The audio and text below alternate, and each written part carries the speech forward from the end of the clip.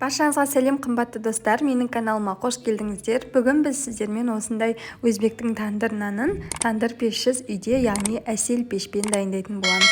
Менің каналыма тіркеліп алуды ұмытпаңыз. Алдымен жылы суымызға аштыққа тұз, қантымызды салып, барлығын жақсылап араластырып аламыз. Сонан соң сұйық майымызды да құйып жіберіп, жақсылап араластырып аламыз. Енді қамыр илейтін ыдысымызға осы сұйық масымызды құйып, үстінен ұнды біртіндеп салу арқылы жұмсақ қамыр илеп алуымыз қажет. Ұнды көп салуға болмайды.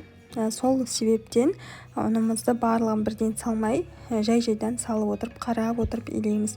Барлық керекті мөлшерлемелерді мен видеоның астында қалдырамын.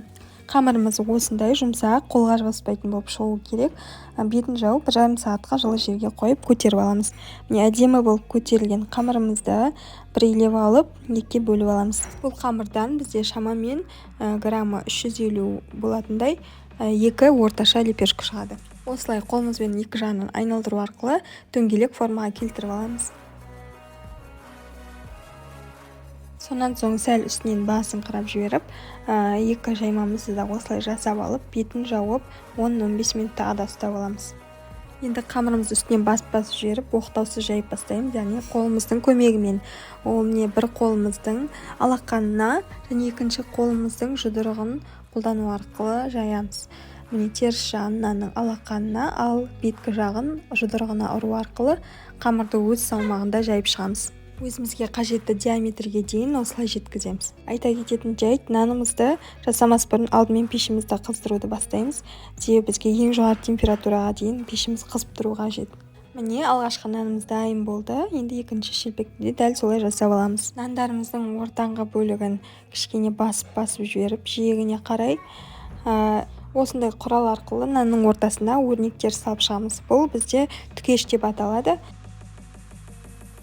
Енді нандарымыздың беті қызарып пісу үшін әдеттегідей жұмыртқаның сарысын емес, айранды немесе ашыған сүтті қолданамыз. Осы айранымызды нандарымыздың бетіне жағып шығамыз. Ол біздің нандарымыздың дәмін күшейтіп, және де әдемі хош иіс беретін болады. Нандарымыздың ортасына осылай сары және қара күнжіт сеуіп шықтым әсемдік үшін.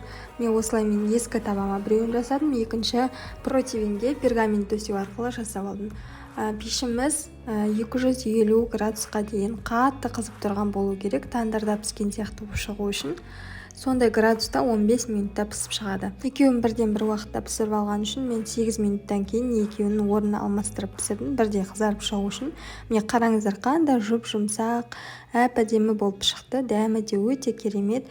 Бір күнде жеп алдық біз отбасымызбен осы екі нанды. Менімен бірге жасап көріңіздер, менің каналыма тіркеліп алыңыздар. Егер рецепт ұнаса, достарыңызға жіберіп қоюды ұмытпаңыздар. Баршаңызға ас болсын.